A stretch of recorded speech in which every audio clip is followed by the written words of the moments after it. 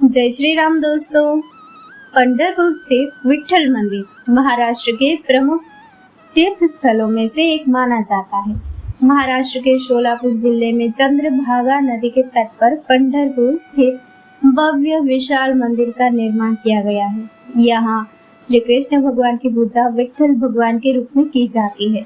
इस मंदिर में भगवान विठ्ठल के साथ माता रुक्मिणी भी मौजूद है। भगवान विठ्ठल को श्री विठोबा, श्री पंढरीनाथ और पांडुरंग जैसे अनेक नामों से जाना जाता है। बताया जाता है कि मुख्य मंदिर को 12वीं शताब्दी में देवगिरी के यादव शासकों ने बनवाया था। पुंडलिक भगवान श्री कृष्ण का परम भक्त था। एक बार पुंडलिक नामक युवक काशी की यात्रा पर जा रहा था। जंगल में रास्ता भूल गए। उसे रास्ते में एक आश्रम दिखा। वो कुकुट ऋषि का आश्रम था। पुंडलिक ने महर्षि कुकुट से काशी जाने का रास्ता पूछा। तब ऋषि ने कहा कि वे आज तक कभी काशी नहीं गए, इसीलिए उन्हें रास्ता पता नहीं है। पुंडलिक सुनते ही कहा कि किस तरह के ऋषि हो आप, जो एक बार भी काशी नहीं गए। इतना कहकर पुंडलिक आगे अपनी यात्रा के लिए निकल गए। आश्रम से थोड़ी दूर जाते उसे कुछ स्त्रियों की आवाज सुनाई देने लगी। उसने देखा कि आवाज तो आश्रम से ही आ रही है और आश्रम में तो कोई स्त्री नहीं थी। वो फिर आश्रम पहुंचा तो उसने पाया कि 3 औरतें पानी से आश्रम को साफ कर रही है। उनसे पूछा तो उसे पता चला कि वो 3 माँ गंगा, माता सरस्वती और माँ यमुना है। पुंडलिक आश्चर्य से दंग रह गया कि कैसे ये 3 उस ऋषि के आश्रम की पवित्रता बनाए हुए हैं, जिसे काशी के दर्शन तो छोड़िए, काशी का मार्ग तक पता नहीं है। तब माँ गंगा, यमुना और सरस्वती ने उसे बताया कि पवित्रता और श्रद्धा तो मन में होती है। ये जरूरी नहीं कि आप पवित्र स्थलों की यात्रा करें या फिर कर्मकांड करें। कुकुट ऋषि ने अपने जीवन में पवित्र मन से अपने माँ बाप की सेवा की है और इसी कारण उन्होंने इतना पुण्य अर्जित किया है कि वे मोक्ष प्राप्त कर सकते हैं। पुंडलिक अपने बूढ़े माँ बाप को छोड़कर काशी निकला था। इस बात से उसकी आंखें खुल गई और वो वापस घर पहुंचा।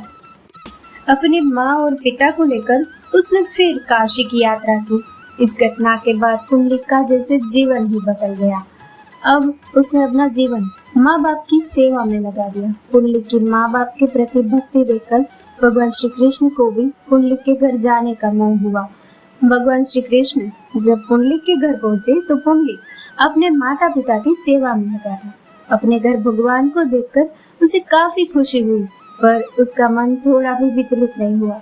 उसने अपने पास पड़ी एक ईंट को भगवान को खड़े रहने के लिए दिया और अपने माता पिता की सेवा में लीन हो गया। माता पिता की सेवा होने के बाद पुंडलिक भगवान कृष्ण के सामने गया और उनसे क्षमा मांगी।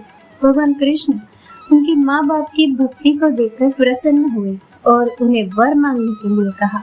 पुंडलिक ने कहा, आप जगत के तात होते हुए भी आपने मेरे लिए इतना बाहर इंतजार किया, इससे ज्यादा मुझे क्या चाहिए। मैं आपका क्षमा प्रार्थी हूँ। हे प्रभु, मुझे माफ कर दीजिए। मगर भगवान श्री कृष्ण ने आग्रह किया तो पुंडलिक बोले कि आप यहाँ पर निवास करें और यहीं रहकर अपने भक्तों पर आशीर्वाद बनाए रखें। तब से भगवान श्री कृष्ण उसी ईंट पर पंढरपुर क्षेत्र में खड़े हैं। विठोबा शब्द का अर्थ यही होता है, भगवान जो ईंट पर खड़ा है। माना जाता है कि पंढरपुर में स्थित भगवान विठ्ठल की मूर्ति स्वयंभू है, यानी इसे किसी भी मूर्तिकार ने नहीं तराशा और वो अपने अस्तित्व में ही उसी आकार में आई है। भगवान विठ्ठल को प्रसन्न करने के लिए भक्त यहाँ दूर दूर से मंदिर तक पैदल यात्रा करके आते हैं, जिसे दिंडी यात्रा कहा जाता है। लोक मान्यता के अनुसार इस यात्रा को आषाढ़ी एकादशी या कार्तिकी एकादशी के दौरान मंदिर परिसर में किया जाता है। पौराणिक कथाओं के अनुसार प्राचीन काल में देवी रुक्मिणी श्री कृष्ण इस जगह रूठकर यहाँ तपस्या करने आई थी। तब भगवान उन्हें मनाने यहाँ आए तो उन्हें अपने भक्त पुंडलिक का भी स्मरण आया, तो श्री कृष्ण उन्हें दर्शन देने वहीं ठहर गए। तो और देवी रुक्मिणी भी उनकी प्रतीक्षा में वही उनके समीप खड़ी रह गई। आज युगों के युग बीत गए हैं, लेकिन इस मंदिर में भगवान कृष्ण और रुक्मणी यहीं खड़े हैं। दूर दूर से भगवान के दर्शन करने के लिए भक्तजन इस मंदिर में आते हैं। यहाँ की मान्यता के अनुसार जो भी भक्त भगवान से यहाँ कुछ मांगता है, उसकी हर मनोकामना पूरी होती है। जिस स्थान पर उन्होंने अपने भक्त को दर्शन दिए थे, वह पुंडलिकपुर कहलाया गया और इसी का अपभ्रंश वर्तमान में प्रचलित पंढरपुर है। विठ्ठल वैष्णव देवता है जिन्हें विष्णु और कृष्ण का रूप माना जाता है। पुंडलिक को विठ्ठल को पंढरपुर लाने का श्रेय दिया जाता है, जहाँ विठ्ठल का प्रमुख मंदिर है। पुंडलिक को वारकरी संप्रदाय का ऐतिहासिक संस्थापक भी माना जाता है।